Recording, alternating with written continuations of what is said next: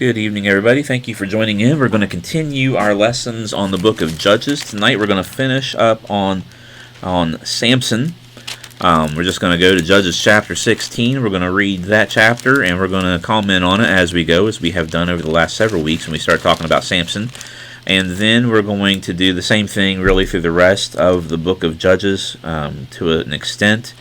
We are going to probably really finish up on it. I said we're going to go do the same thing. We're not. We're going to do an overview over next week, and maybe the week after, as we finish up the book of Judges, to see how things begin to take shape before the coming of the kings.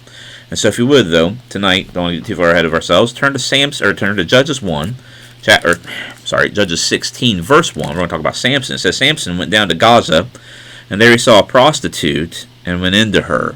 So Samson is one of those fellows that has a lot of character flaws.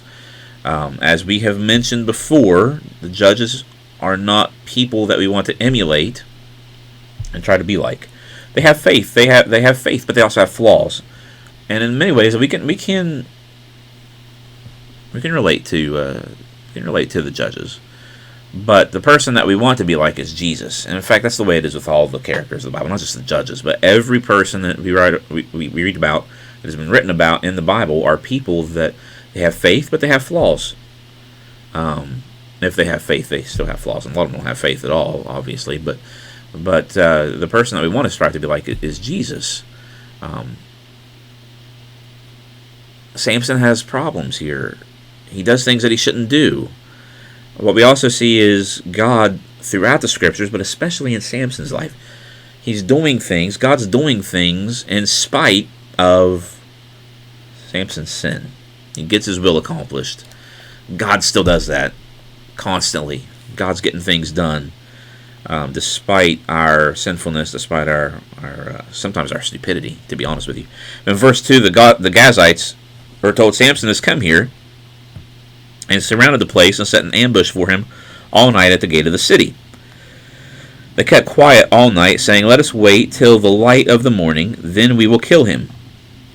But Samson lay until midnight, and at midnight he arose and took hold of the doors of the gate of the city and the two posts, and pulled them up, bar and all, and put them on his shoulders, and carried them to the top of the hill that is in the front of Hebron. I don't exactly know how much the gates weigh, but we do know, obviously, that in that time period, and even now, still, even in the digital age, we still see people having walls. You have gated communities, right? You have countries that have walls around their border to keep others from coming in. Back then, it was very important that you had walls and gates, and the citizens would come in at nighttime, and the gates would close, and then they would open up the next morning for people to go back and forth. But the gates were a way to not only keep folks in. It was not mainly for that. It was mainly to keep invaders out, because they didn't have electricity, they didn't have alarm systems, things like that. It was very difficult to get to make sure that people were safe. So they had these gates, and the gates would have been incredibly heavy, because you can't stop an army if your gates are light. I don't know how heavy they were, but they're big. And so Samson takes them up from the posts, he rips them off the wall, he sets them on his shoulders, and he carries them on his shoulders all the way up to Hebron. This is a story that is just telling us how powerful Samson is when the Lord is upon him. Now, Delilah does not seem to be the woman that he had gone in to see in verse 1, because in verse 4 it says, after this he loved a woman in the valley of Sorek, whose name was Delilah. So sometimes we get the prostitute in verse 1 of 16 confused with Delilah here in verse 4. They do seem to be different people. Let's try to make sure we don't get them confused. The wording of it tells us that they are not the same.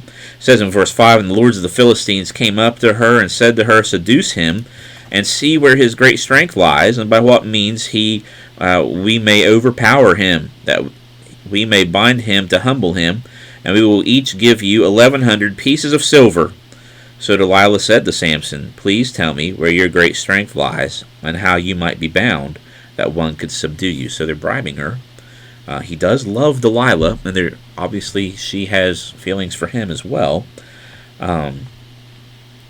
But he is not one who is thinking clearly. That happens a lot, doesn't it? Especially when it comes to love and things like that. He's not thinking clearly, and she has been bribed to betray him.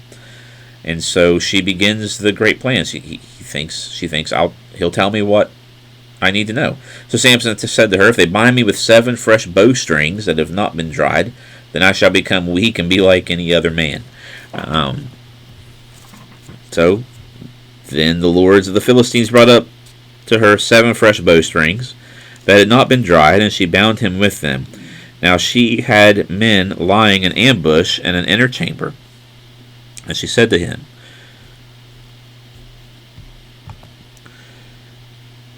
the Philistines are upon you, Samson.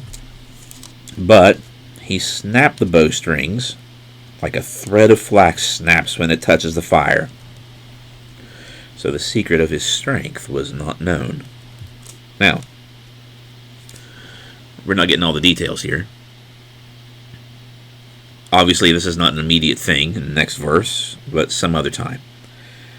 Then Delilah said to Samson, behold, you have mocked me and told me lies. Please tell me how you might be bound. Again, Samson's not thinking things through here. His lady friend just says, hey, Samson, tell me how to make you weak. He tells her what he tells her, and then what happens? He's at her house. She ties him up with bowstrings. Philistines come to get him. He snaps the bowstrings.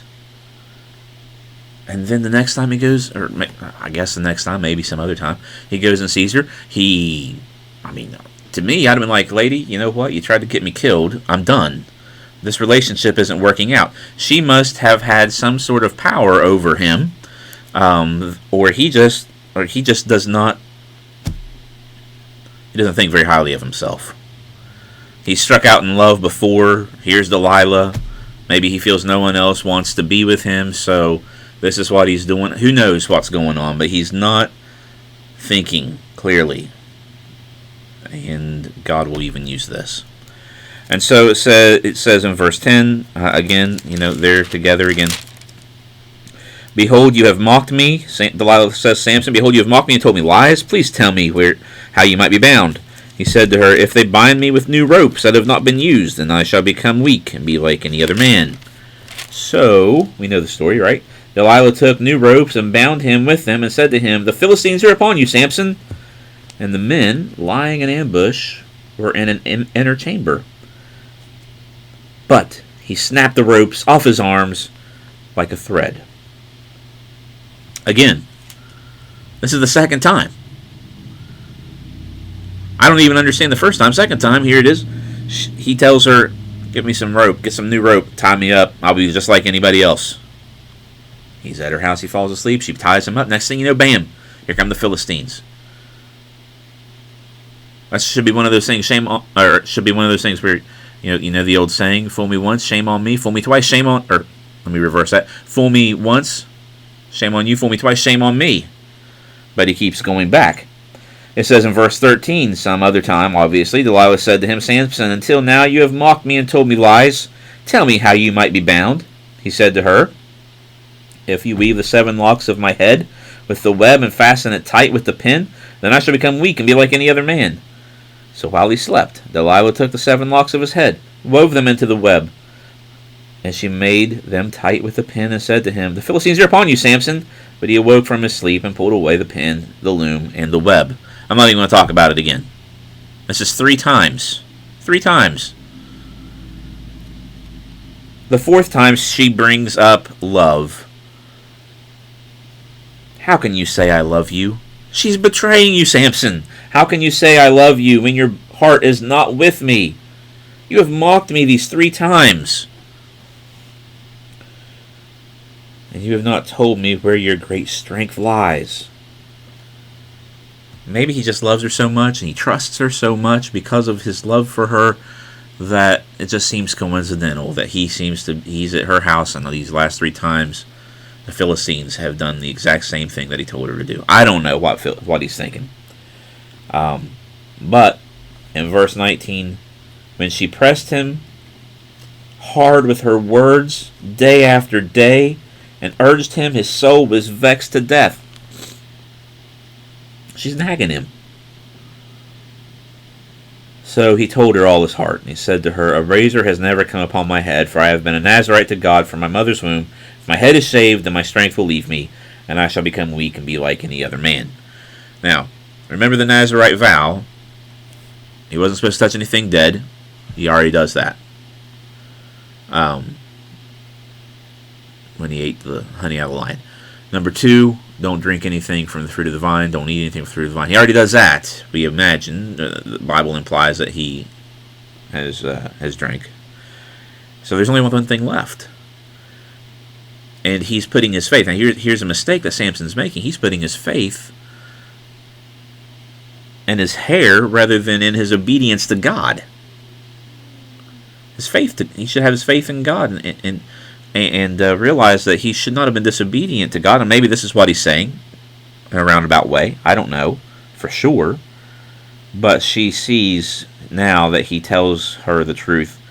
And so she sent and called the lords of the Philistines, saying, come up again, for he has told me all in his heart. And the lords of the Philistines came up to her and brought the money in their hands, and she made him sleep on her knees.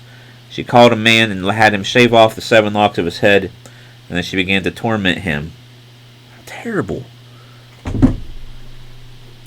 How terrible. This is a terrible story. For your heart just breaks. This man is head over heels in love with this woman, and she just tries to set him up and betray him. And he can't even see it. He's so blinded by his love for her, he can't even see what's going to happen. And it's bad enough that she has his head shorn. But then, when he wakes up, she makes fun of him. She torments him. She teases him. She mocks him. She doesn't really love him after all, does she? Poor Samson. His strength left him, it says at the end of verse 19. And she said, the Philistines are upon you, Samson. And he awoke from his sleep and said, I will go out as at other times and shake myself free. But he did not know that the Lord had left him. He's with this woman who doesn't love him. She betrays him.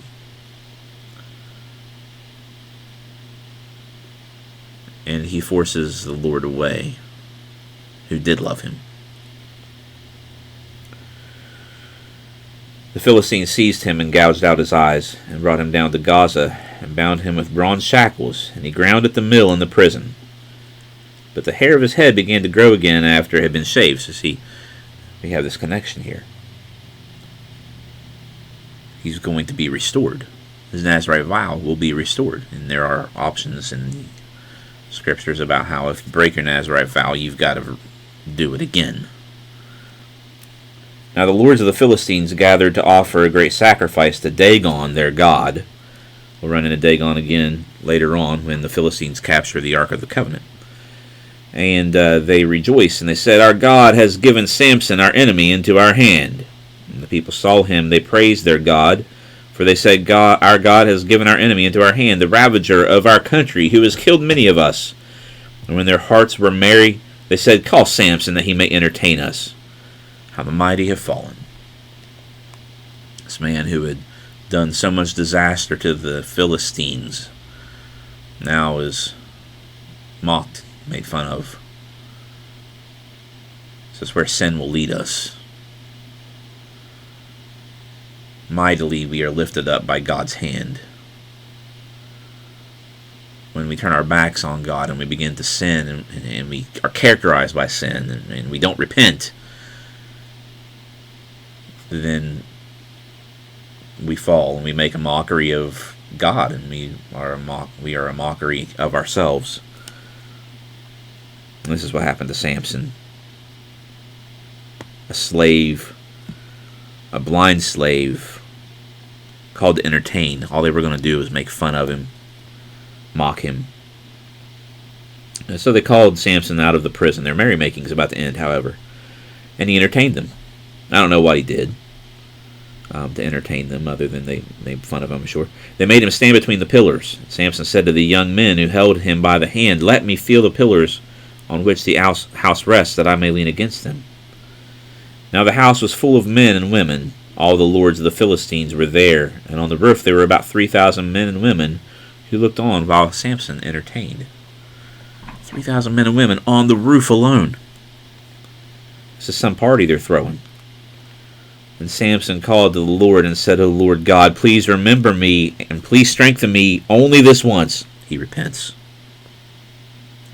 And he calls upon the Lord, who is worthy to be praised. He calls upon the Lord, who is just to forgive, and who wants to be with his people. And he begins to do his work again through Samson. He says, "O God, that I may be avenged on the Philistines from my 2 eyes." And Samson grasped the 2 middle pillars on which the house rested, and he leaned his weight against them, his right hand on one and his left hand on the other. And Samson said, "Let me die with the Philistines." He was ready to end it. Samson's life was one of tragedy. He was a mighty man, mighty in God, but it was a life of tragedy. And you get a glimpse of his pain here, that he's ready to end it all, and he wants to end it all. He wants it to be over. And so he says, "Let me die with the Philistines." So he bowed with all his strength, and the house fell upon the lords and upon all the people who were in it. So the dead whom he killed at his death were more than those whom he had killed during his life. His brothers and his family came down and took him, and brought him up, and buried him between Zorah and Eshtaol, in the tomb of Manoah his father.